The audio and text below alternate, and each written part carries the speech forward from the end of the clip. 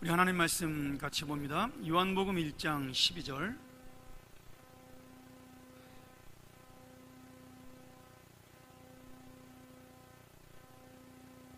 우리 같이 한번 큰 목소리로 주실 은혜를 기대하면서 함께 읽었으면 좋겠습니다. 자, 시작. 영접하는 자, 곧 그 이름을 믿는 자들에게는 하나님의 자녀가 되는 권세를 주셨으니 아멘. 이제 네, 이 귀한 예배 불러주신 주님을 찬양합니다. 제가 지금까지 살아오면서 이렇게 저에 대한 소개를 길게 해주신 목사님 처음이십니다. 제가 이렇게 클 수 있었던 이유를 아시겠죠? 네, 2천만 원 들여서 저희 불러주시고 지금까지 저희를 위해서 기도해 주시고 또 이렇게 정말 부족하고 연약한 후배에 불과한데 이렇게 사랑해 주시고 돌봐주신 이런 귀한 또 영적인 선배님들 또 형님들 계셨기 때문에 제가 오늘 이 자리에 있을 수 있는데요. 특별히 우리 황석현 목사님은 저에게 있어서는 정말 언제나 그냥 저에게 큰 그늘이 되어주시고 또 힘이 되어주시는 귀한 선배 목사님이세요. 그래서 제가 그냥 언제나 와서 기댈 수 있고 또 이렇게 생각만 해도 기쁨이 있고 마음에 든든함을 주시는 그런 귀한 목사님이신데 그러다 보니까 우리 평안교회도 마치 제 교회 같습니다. 그래서 올 때마다 정말 마음이 평안하고 또 지난번에 더북 기도해 주시고 그렇게 밀어주셔가지고 작년에 더북이 여러 가지 그 레코드를 세웠습니다. 그래서 우리나라 공연계에서 뮤지컬로는 1년 동안 스트레이트로 371회를 공연한 최초의 공연이 됐고요. 예, 잘 아시는 뭐 지하철 1호선이나 뭐 빨래나 이런 작품들도 다 시즌별 공연을 하는 거거든요. 한 3개월하고 한 달씩 이렇게 가는데 저희는 1년 내내 주일을 제외하고 월요일부터 토요일까지 1년 내내 공연을 했으니까 뮤지컬로는 연극은 있었는데 뮤지컬로는 처음 있는 일이었고요.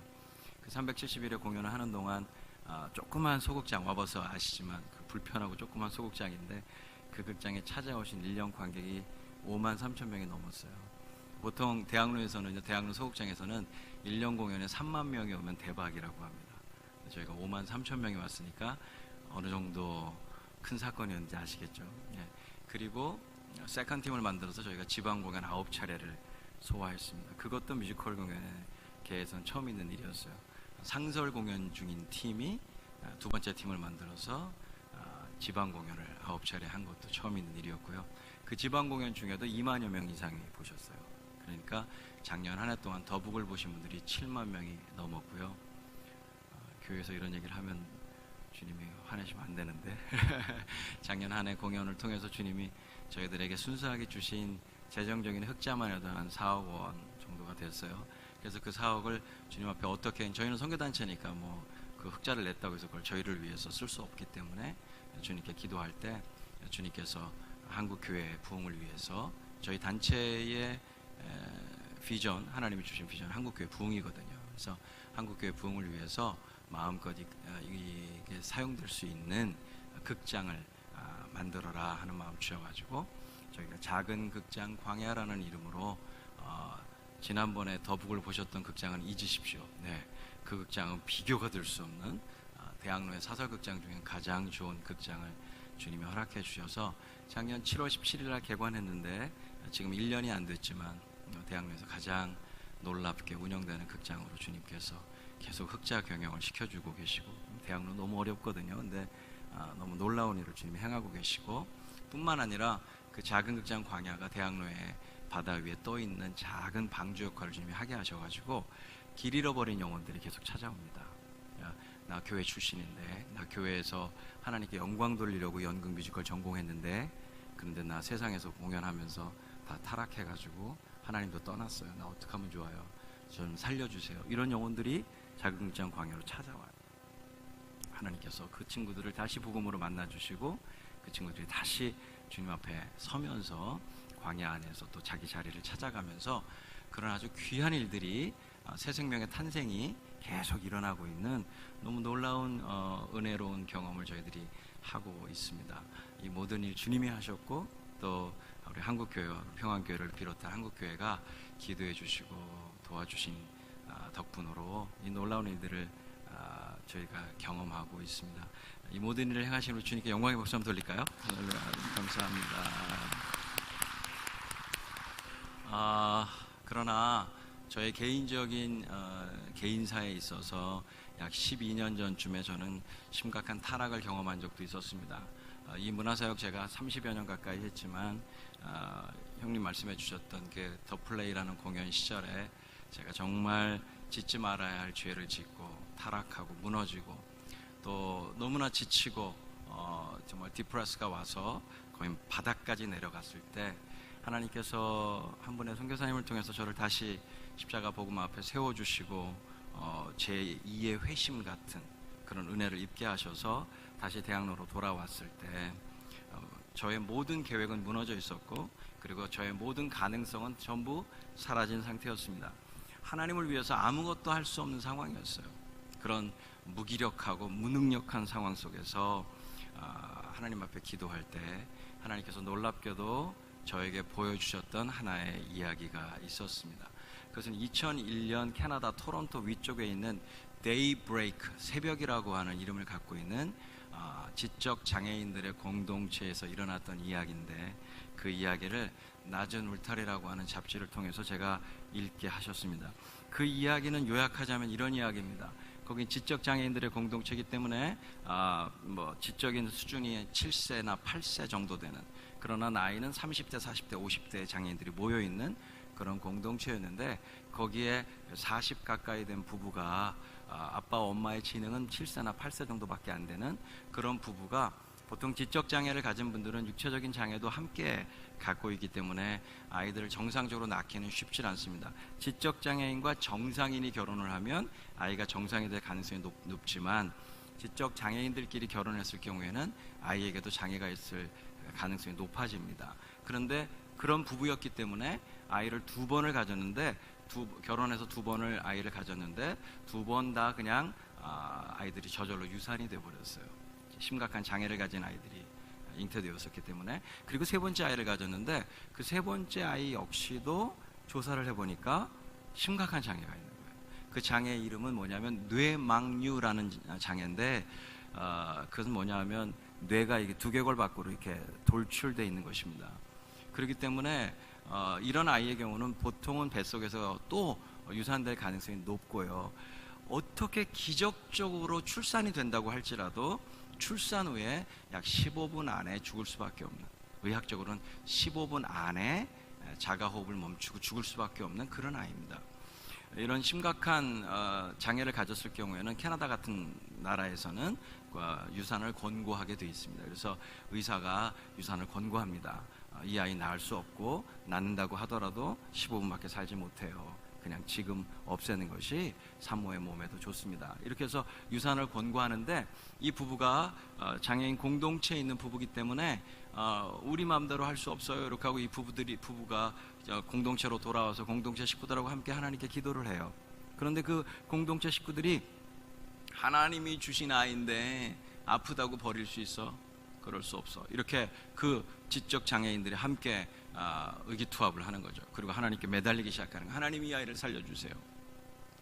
그리고서 이 아이를 낳기로 결정하고 마지막에 출산을 하게 되는데 이게 2001년에 있었던 실화입니다. 놀라운 일이 벌어진 겁니다. 아이가 출산이 된 거예요. 일단 출산된 것 자체가 기적입니다. 그런데 15분 만에 죽어야 되는 이 아이가 1시간이 지나고 2시간이 지나도 죽지 않는 거예요. 그리고 3시간, 4시간이 지나도 아이가 멀쩡한 겁니다. 의사가 의학적으로 설명되지 않는 기적입니다. 이 아이 더 이상 병원에서 해줄 거 없습니다. 공동체로 데리고 가세요 해서 그 아이를 데리고 돌아오게 되는데, 이 아이가 뱃속에 있을 때 공동체 식구들이 함께 기도하면서 루카스라고 하는 이름을 아이에게 붙여주고 이 아이를 위해서 간절히 하나님 루카스를 살려주세요 하고 기도해 왔던 것이죠. 이 아이가 공동체에 왔는데 언제 죽을지 모르는 아이인 거죠. 언제 하나님께 돌아갈지 모르는 아이인 거예요. 그러니까 이 공동체 식구들의 관심은 전부 루카스한테 있는 거죠. 그냥 루카스의 일거수일투족, 얘가 젖을 먹었대, 똥을 쌌대, 그냥 이 아이의 모든 것에 집중되어 있는 거예요. 그러니까 아침에 눈만 뜨면 루카스 어떻대? 이렇게 묻는 거죠. 살아있대 아직. 그러면 셀레브레이션이 일어나고 막 기쁨의 노래들이 터져 나오는 거죠. 매일 아침마다 생일 파티를 해줬답니다. 매일 아침마다. 왜냐하면 이 아이에게는 하루가 인생 전부니까요. 그런데 그렇게 생일 파티를 해주던 중에 이 아이가 드디어 17일째 생일 파티를 하고는 그날 주님께로 돌아갑니다. 15분밖에 못 살 아이가 17일을 살았던 이야기입니다. 우리가 생각할 때는 100년 가까이 사는 우리 정상적인 사람들의 입장에서는 그게 뭐 그렇게 대단한 이야기일까? 15분 살 아이가 17일 산 게 뭐 그렇게 대단할까 싶은데요, 하나님께서는 대단한 일을 행하신 겁니다. 요 이야기를 저같이 무너져 있던 사람들, 하나님 앞에서 아무것도 할 수 없는 상황에 와 있는 저 같은 사람에게 이 이야기를 읽게 하신 것이죠. 그랬을 때 이 루카스의 이야기는 저에게 놀라운 하나님의 음성으로 들려왔는데요, 실제로 그 공동체 안에서 이 루카스가 17일을 사는 동안 이 지적 장애인들 안에 너무나 큰 은혜가 임했다고 해요. 그러니까 하나님이 주신 새 생명에 대한 기쁨, 그리고 이 생명의 가치, 이런 것들이 그 지적인 수준이 낮은 사람들 안에 정말 정확하게 이해하게 되고 하나님의 마음을 알게 되는 그런 은혜가 임했는데, 마지막에 이 아이가 죽고 장례식을 치르는데 마지막에 이제 이 아이의 아빠인 장애인이 나와서 마지막 페어웰을, 굿바이 인사를 하게 됩니다. 그래서 자, 아빠 나와서 이제 루카스한테 인사하세요 라고 했을 때, 이 루카스의 아빠가 나와서 관에 누워있는 루카스를 보면서 아무도 상상할 수 없었던 페어웰을, 마지막 인사를 한 것입니다. 그 정도 지적 수준에 있는 사람, 보통 뭐 루카스 사랑해, 잘가, 뭐 이런 정도의 인사말을 할 줄 알았는데, 이 아빠가 갑자기 이런 말을 하는 겁니다. 루카스야, 고마워. 나 같은 사람을 아빠가 되게 해줘서 너무나 고마워. 루카스, 너 때문에 내가 아빠가 됐어. 나 같은 사람을 아빠가 되게 해줘서 너무나 고마워. 여러분, 이 인사말이 그 지적 장애인들 안에 하나님의 음성으로 들린 겁니다. 왜냐하면 지적 장애인들, 그리고 심각한 장애를 앓고 있는 사람들 안에는요, 하나님을 믿는 장애인들의 경우에 하나님에 대한 퀘스천이 있어요. 하나님에 대한 질문이 있습니다. 그것은 뭐냐면, 하나님, 우리 같은 사람 왜 이 땅에 보내셨습니까? 일반인들에게 너무나 큰 방해가 되고 이 사람들의 도움 없이는 하루도 살 수 없는, 그건 너무나 많은 사람들에게 그냥 방해거리가 되고 있는 우리 같은 이 영혼들을, 우리 같은 이 장애인들을 하나님 왜 이 땅에 보내셨습니까? 라고 하는 하나님에 대한 질문이 있는 거예요. 이 사람들의 존재적인 질문이죠. 그런데 이 질문을 갖고 있었던 그들에게 루카스의 아버지가 한 말이 하늘 아버지의 음성으로 그들 안에 임한 것입니다. 너희들이 방해가 된다고? 너희들이 아무것도 할 수 없다고? 너희들이 엉망이라고? 누가 그래? 너희들이 날 하나님 아버지라고 불러주잖아. 난 너희들 때문에 하나님 아버지가 되는 걸로 충분해. 너희들 때문에 내가 아버지가 됐잖아. 너희들 때문에 내가 아버지라고 불림을 받잖아. 난 그걸로 너희들의 존재 가치가 충분하단다 라고 하는 하나님 아버지의 음성으로 그들 안에 들린 거예요. 그 공동체 안에 놀라운 하나님의 은혜가 임했고, 그 장례식, 루카스의 장례식을 통해서 그들 안에 하나님의 위로가 임해서 그들이 그 이후의 삶은 그 이전의 삶과 다르게 하나님을 향하여 더 기쁨의 찬송을 부르고 자신들의 존재 가치가 확인된, 그렇구나, 나 아무것도 못하는 존재여도, 나 아무것도 못하는 장애인이지만 그러나 나 하나님께 아들이구나, 나 하나님께 딸이구나, 그리고 우리 아버지 하나님은 그걸로 충분히 기뻐하시는구나, 이 존재 가치가 확인된 기쁨으로 그분들이 살게 됐다는 그 간증의 이야기를 제가 읽게 되면서 그게 저에게 주시는 하나님의 음성으로 들렸습니다. 관영아, 네가 지금 아무것도 할 수 없다고? 너의 계획과 가능성이 다 무너졌다고? 너 정말 아무것도 아닌 존재처럼 너 느껴지니? 아니야. 네가 날 여전히 아버지라고 부르잖아. 난 네가 고마워. 내가 너 때문에 아버지가 되지 않니? 난 그걸로 충분해 라고 하는 하나님 아버지의 음성으로 제게 임한 것입니다. 사실은 뮤지컬을 만드는 사람의 입장에서는 이 이야기가 너무나 감동적이지만 사실은 드라마틱한 어떤 장면은 없는 이야기이기 때문에 뮤지컬로 만들기는 어려운 이야기였어요. 그리고 실제로 제가 이걸 제 동역자들에게 뮤지컬로 만들자라고 했을 때 수많은 동역자들이 반대했어요. 목사님, 그거 너무 밋밋한 이야기이기 때문에 글로 읽을 때는 감동이 있지만 그거로는 표현하기 어렵습니다. 뮤지컬로 만들기는 어려운 이야기입니다. 많이 반대했지만 저 개인에게 주신 하나님의 특별한 은혜였기 때문에 제가 끝까지 고집을 해서 뮤지컬로 만들어졌습니다. 그리고 2006년 11월 1일 날 저희 단체 111 프로젝트라고 부르는 전도 프로그램의 첫 번째 작품으로 지금 이 뮤지컬 루카스를 12년 전에 허락해 주셨는데, 12년 동안, 지난 12년 동안 이 뮤지컬 루카스를 통해서 하나님이 행하신 일들은 이루다 말할 수가 없습니다. 중동의 무슬림들 200여 명을 모아놓고 이 공연을 했을 때 무슬림들의 눈에서 눈물이 흘렀고요. 하나님 아버지에 대한 오해가 풀리는 역사가 있었고요. 중국의 핍박받는 영혼들에게도 이 공연을 보여줬고요. 전 세계 아프리카 할 것 없이 중동 아프리카의 수많은 영혼들이 이 공연을 통해서 하나님 아버지의 마음을 알게 되었습니다. 얼마나 놀라운 일들이 있었는지 몰라요. 여러분 생각해 보십시오. 2001년에 이 자그마한 아이 하나, 뇌망류라고 하는 병을 갖고 태어난 이 조그만 아이, 17일 살고 죽은 이 아이, 이 아이의 이야기가 지금 이렇게 수많은 영혼들을 하나님 아버지의 마음으로 이끌어들이는 놀라운 통로가 되고 있다면 저와 여러분의 삶을 통해서 주님이 못하실 일이 무엇이 있겠습니까? You are the very Lucas. 네가 바로 그 루카스다. 네가 바로, 너희들이 바로 나의 루카스다라고 하는 주님의 음성이 저에게, 그리고 우리 모두에게 주님 뵙는 그날까지 계속되길 주의 이름으로 축원합니다. 기독교 교육은 우리를 바라보시는 하나님 아버지의 마음과 눈으로 아이들을 보는 것에서 시작하는 것입니다. 교회 교육은 우리를 바라보시는 하늘 아버지의 마음과 눈으로 우리에게 맡겨진 영혼들을 보는 일에서부터 시작되는 것입니다.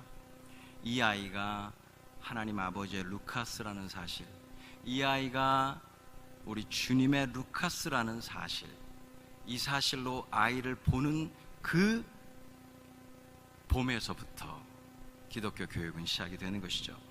여러분, 모든 사람은 장애인입니다. 정도의 차이가 있을 뿐이지 모든 사람은 사실 정상이 없어요.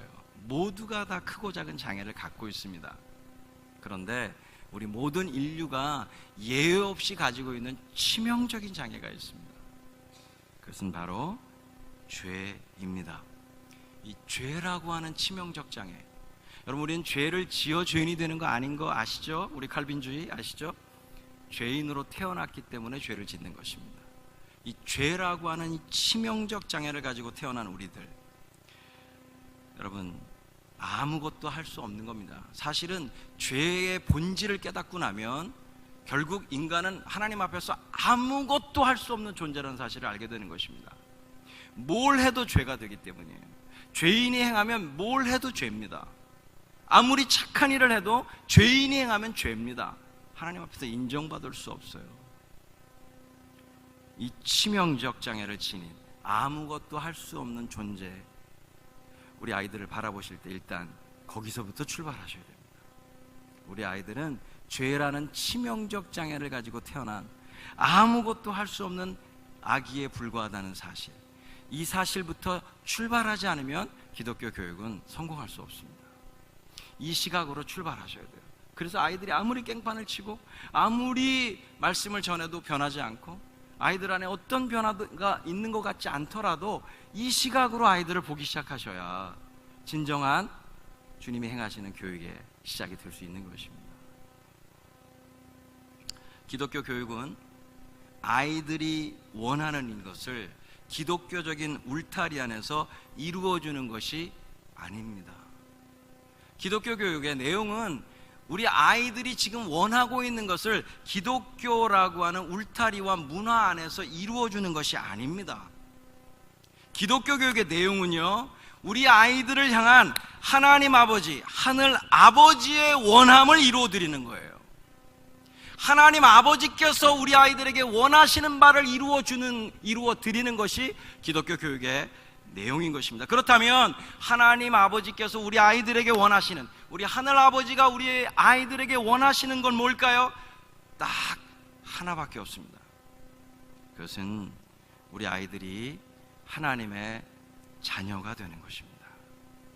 죄된 생명으로 시작하는 우리 아이들이 하나님의 자녀된 생명으로, 하나님의 아들의 생명, 예수 그리스도의 생명으로 거듭나게 되는 것입니다. 할렐루야. 이것이 하늘아버지의 우리 아이들을 향한 유일한 꿈이고 유일한 소망이고 유일한 원함이에요. 여러분, 거듭난다는 말은 무엇입니까? 다시 born again, again이란 말은 헬라어로 아노텐이란 말입니다. from above라는 원래 의미입니다. 하늘로부터 다시 태어나는 겁니다. 우리 아이들이 비록 이 땅에서 출발한 아이들이지만 이 아이들이 예수 그리스도로 말미암아, 예수 그리스도의 십자가의 은혜와 복음으로 말미암아 이 아이들이 위로부터 다시 태어나게 되는 것, 그것이 바로 하나님 아버지께서 원하시는 유일한 우리 아이들을 위한 원함이신 거예요. 이것을 이루어 드리는 것이 기독교 교육의 본질이고 핵심이고 결론인 것입니다. 여러분, 어떻게 이루어 드릴 수 있겠습니까? 이 하늘 아버지의 소망을, 우리 아이들을 향한 소망을 어떻게 이루어 드릴 수 있겠어요? 우리 선생님들께서. 요한복음 1장 12절을 다시 읽겠습니다. 요한복음 1장 12절, 이 말씀 속에 키가 있습니다. 이것을 어떻게 이루어 드릴 수 있겠는가? 요한복음 1장 12절을 이 관점으로 다시 한번 함께 봉독하시겠습니다. 영접하는 자, 곧 그 이름을 믿는 자들에게는 하나님의 자녀가 되는 권세를 주셨으니. 할렐루야. 우리 아이들에게 바로 이 하나님의 자녀가 되는 권세를 부여해 주는 것, 이것이 바로 기독교 교육의 숙제고 기독교 교육의 유일한 목적이 되어야 합니다. 그렇다면 어떻게 이 말씀 속에 그것을 이루어 드릴 수 있는 키가 있겠습니까? 여러분, 먼저 본문 자체를 가만히 뜯어보십시오. 영접하는 자. 자, 영접이라고 하는 건 뭐죠? 영어로 receive란 말입니다. 받아들이는 겁니다. 구원은, 하나님의 자녀가 되는 것은 우리 편에서의 노력으로 되는 것이 아닙니다. 먼저 우리에게 예수님이 와주셔야 합니다. 예수 그리스도가 우리에게 와주시지 않는 한 구원의 길은 없습니다. 우리에게 먼저 그분이 와주셔야 돼요. 그런데 그분이 우리에게 오셨을 때 그분을 receive 하는 겁니다. 받아들이는 겁니다. 우리가 원하는 모습으로 바꾸어 받을 수 있는 게 아닙니다. 예수님의 모습 그대로를 받아들여야 하는 것입니다. 거칠고 험한 십자가의 복음, 그 복음 그대로를 받아들여야지 그 복음을 우리 입맛에 맞게끔 바꿀 수가 없는 겁니다. 예수 그리스도를 우리 입맛에 맞게끔 바꿀 수 없는 겁니다. 이 시대의 트렌드에 맞춰서 예수님을 바꿀 수 없는 겁니다. 있는 그대로의 모습으로 우리에게 찾아와 주신 예수 그리스도 그분의 모습 그대로를 아이들이 받아들여야만 하나님의 자녀가 되는 역사가 일어나는 것입니다. 여러분, 영접하는 자, 영접한다라고 하는 이것을 이제 반대편의 디렉션으로 말하고 있는 것이 곧 그 이름을 믿는 자라는 뜻입니다. 예수님이 우리에게 오셨을 때 그분을 받아들인다는 말은 우리 편에서의 액션으로 말하자면 그 이름을 믿는 것입니다. 이름은 무엇입니까? 고대근동에서 이름이라는 말은 결국 존재 자체를 뜻하는 것입니다. 예수 그리스도의 존재, 예수 그리스도 그분 자체를, 그분의 전부를 믿는 것입니다.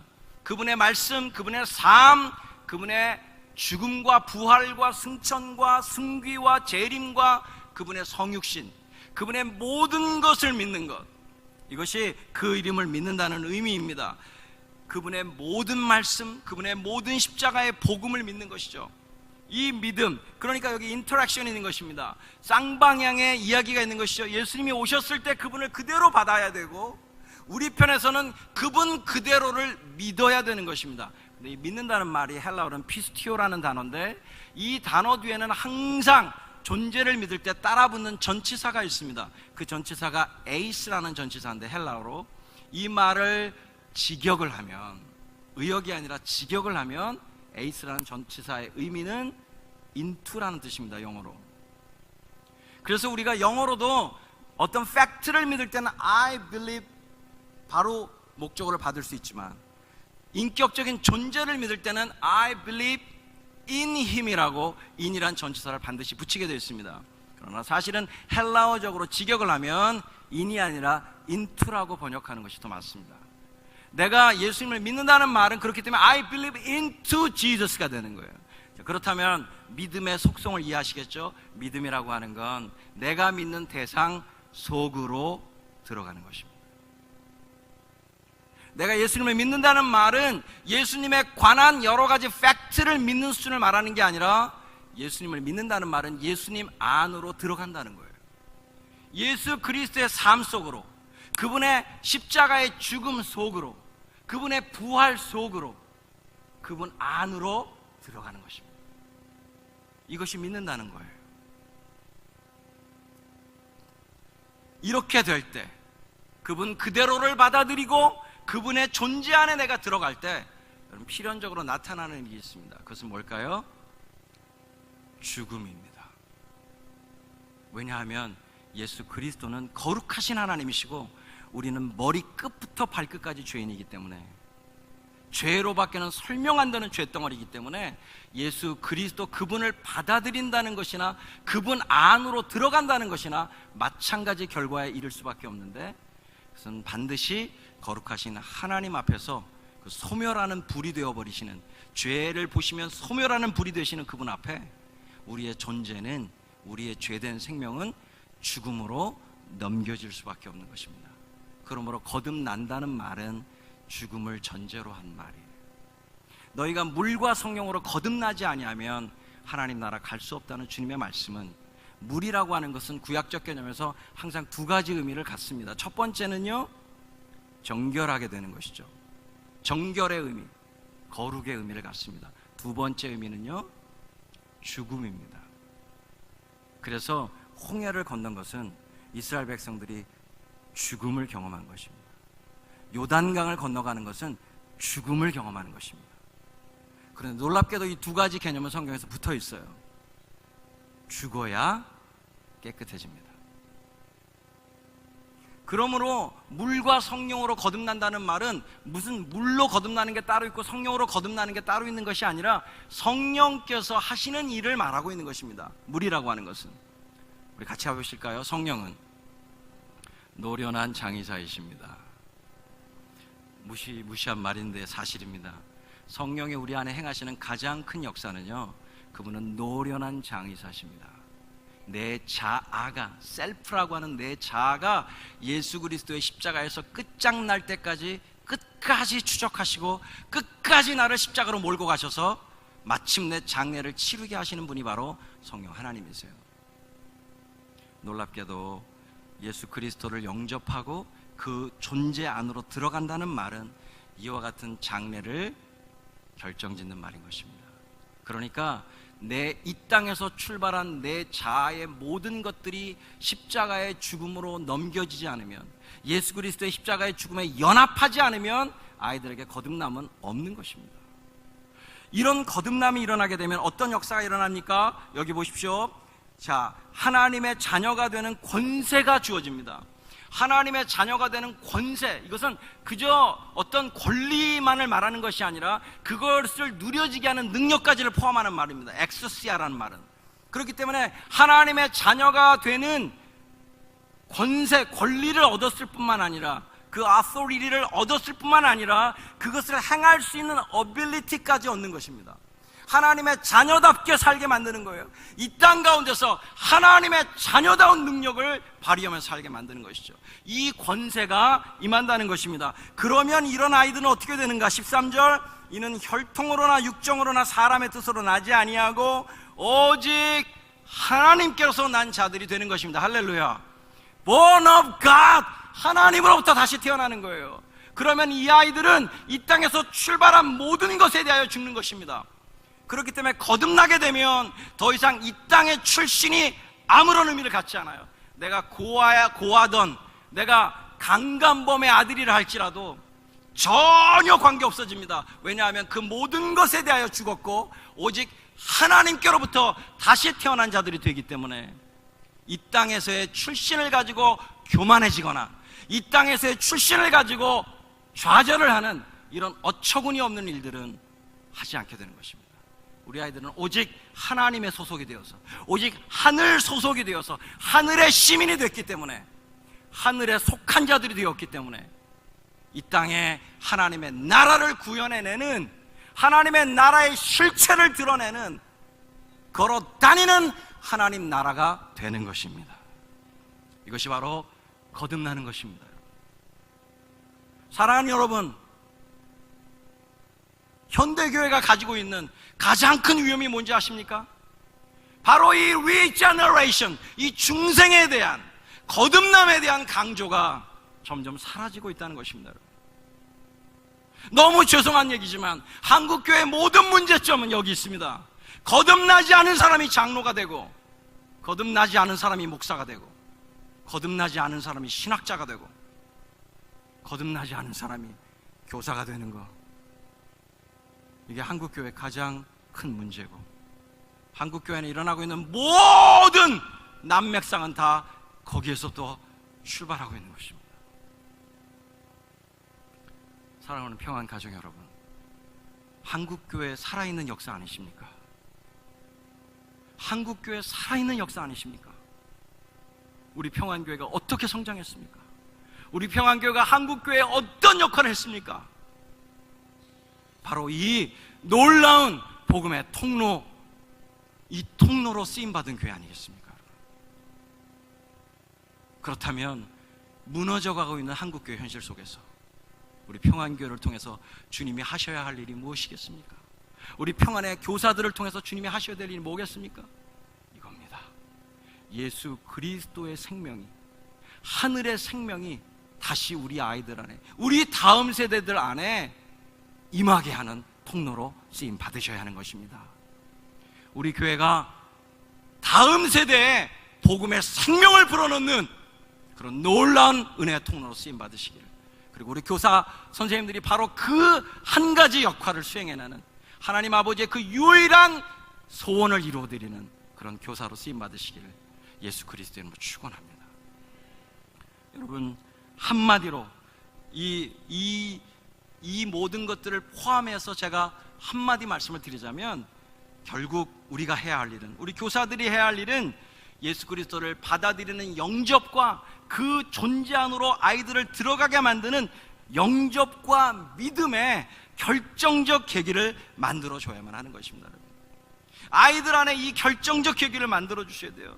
요한복음 1장 14절에 보면 말씀이 육신이 되어 우리 가운데 오셨다고 했습니다. 요한복음 전체는 예수님과 하나님의 말씀을 동일시합니다. 그렇다면 예수 그리스도를 받아들인다는 말은 곧 예수 그리스도의 말씀을 받아들인다는 말인데, 고린도전서 1장 18절은 사도 바울의 언어로 십자가의 도가 이렇게 표현합니다. 십자가의 도라는 말 헬라어로 로고스입니다. 십자가의 말씀이 멸망하는 자들에게는 어리석은 것이지만 구원을 받는 우리들에게는 하나님의 능력이 된다라고 말하고 있습니다.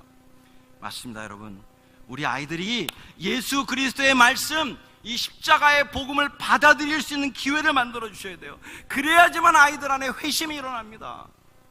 어린아이들이라고 회심이 안 될 것 같으니까 아닙니다. 저희 공동체 3살, 4살짜리 아이들도 이 복음을 생명으로 받아들이면서 회심이 일어납니다. 아이들 안에 예수 그리스도의 말씀으로 말미암아 회심할 수 있는 계기를 만들어 주셔야 돼요. 이렇게 회심하게 되면 말씀으로 회심된 아이들은 말씀으로 살게 됩니다. 말씀의 사람으로 살게 되는 계기를 만들어 주셔야 돼요. 요한복음 14장 12절부터 14절에 보면 나를 믿는 자는 내가 하는 일도 할 것이요 나보다 더 큰 일도 하리니 그가 내 이름으로 구하는 일은 내가 시행하리라. 할렐루야. 우리 아이들이 예수 그리스도의 이름에 뛰어들 계기, 그분의 삶과 존재와 생명과 그분의 모든 것에 뛰어들 믿음의 계기를 만들어 주셔야 됩니다. 이것은 표현하자면 헌신의 계기를 마련해 주시는 겁니다. 여러분, 저 어렸을 때만 해도 부흥에 참여했습니다. 아시죠? 한국교회 부흥회 무식하지 않았습니까? 월요일부터 토요일까지 새벽, 오전, 오후, 밤 하루 4번씩 일주일을 집회를 했습니다. 말씀 사경회라는 이름으로, 심령 부흥회라는 이름으로 저 어린 나이였지만 그 부흥에 참여하면서 은혜 받았습니다. 그 부흥에 참여하면서 거기 서셨던 강사들이 여기 오늘 어린아이들 많이 앉아있는데 여러분들 중에서 내 삶을 하나님께 바치겠습니다 하는 어린아이들 있으면 일어나세요. 저 어린아이였지만, 초등학생, 국민학교 1, 2학년짜리 아이였지만 그 말씀 듣고 가만히 자리에 있을 수 없어서 벌떡 일어나서 저요, 저 제 삶을 하나님께 드리겠습니다.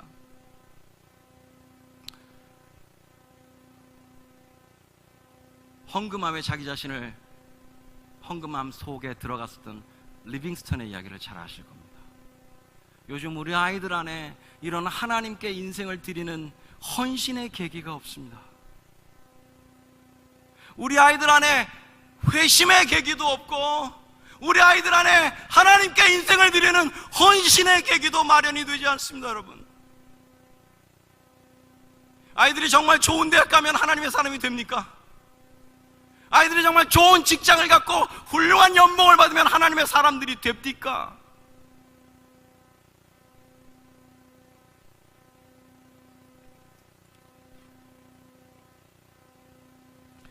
헌신하게 되면 예수 그리스도의 이름으로 예수님이 일하시기를 기도하는 기도의 사람들이 됩니다.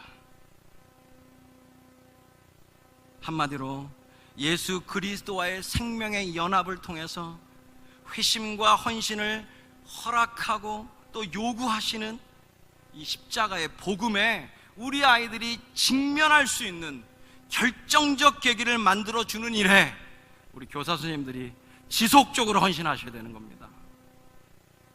다른 헌신이 아니고요, 우리 아이들이 이 복음 앞에 직면하는 일에 헌신해 주셔야 돼요. 여러분, 제가 몇 년 전에 어떤 청년회가 아무리 청년들을 그냥 엔터테이닝 해주는 그런 수련회 아무리 해도 아무런 변화가 일어나지 않아서 너무 고민했던 한 청년회가 모든 프로그램을 다 철폐해버리고 2박 3일 동안 아침 먹고 복음 듣고 3시간 동안 3시간 복음 듣고 그 다음에 점심 먹고 또 듣고 저녁 먹고 또 듣는 2박 3일짜리 무식한 복음 수련회를 했습니다. 부족하고 연약하지만 저를 불러줘서 저도 생애 처음으로 그렇게 복음을 전해봤습니다. 여러분, 어떤 일이 벌어졌는지 아십니까? 그 청년들이 토요일 날까지 그 복음을 듣고 주일 아침, 주일날 청년부 예배가 끝나고 거기 교육자로부터 저에게 전화가 왔습니다. 목사님, 오늘 청년부 예배가 어땠는지 아십니까? 청년들의 찬양을 막을 수가 없었고 청년들의 기도를 막을 길이 없었고 예배를 중지할 수가 없어서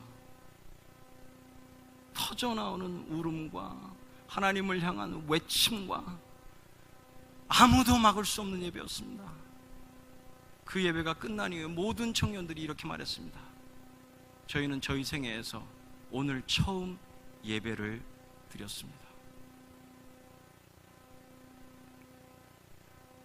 여러분, 교회의 능력은, 기독교의 유일한 능력은 오직 복음입니다.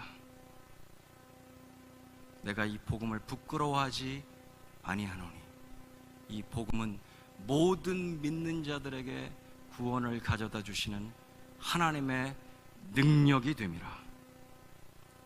복음 외에 다른 능력 없습니다. 오직 복음만이 인생을 바꿀 수 있고 인생을 하나님께 드릴 수 있게 하는 것입니다. 사랑하는 우리 평안교회와 사랑하는 교사, 선생님들, 우리 아이들에게 이러한 복음의 기회를 만들어주는 일에 여러분의 삶 전부를 헌신하시기를 예수 그리스도 이름으로 축원합니다. 기도하겠습니다. 시간 같이 한번 주님 앞에 함께 한 목소리로 통성으로 좀 기도하는 시간을 가졌으면 좋겠습니다. 하나님, 정말 우리 평안교회가 주님 오시는 그날까지 이 복음의 용광로가 되는 교회가 되게 해주십시오. 우리 주일학교가 이 복음의 영광로가 되는 주일학교가 되게 해주십시오. 우리 선생님들이 복음의 통로로 하나님 앞에 온전히 드려지는 완전한 헌신이 일어나게 해주십시오.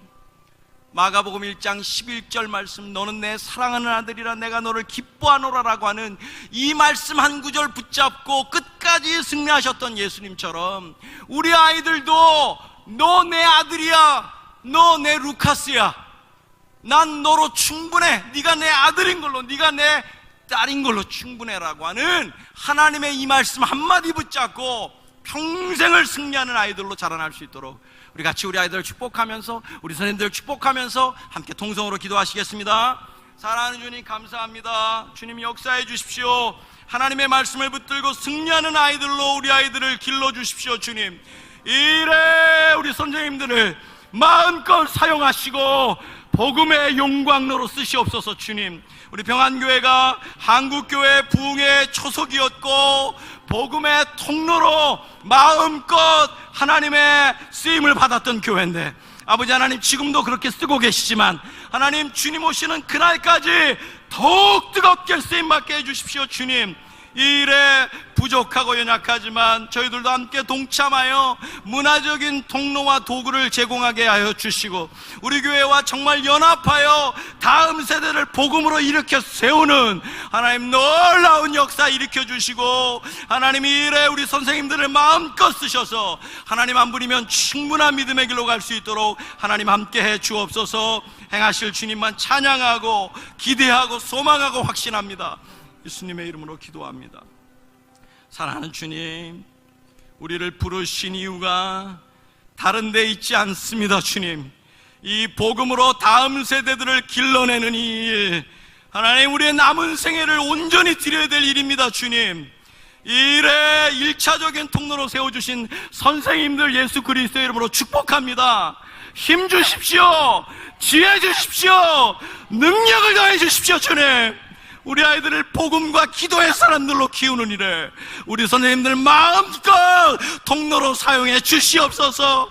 우리 평안교회를 통해서 한국교회 다시 일으켜 주십시오. 주님, 우리의 남은 삶을 이 복음 앞에 온전히 드리게 해주시고 이 일에 부족하고 연약하지만 대학로에 있는 저희들도 사용해 주셔서 우리 한국교회와 연합하여 한국교회의 새로운 복음의 부흥을 일으키는 놀라운 은혜가 있게 해 주옵소서.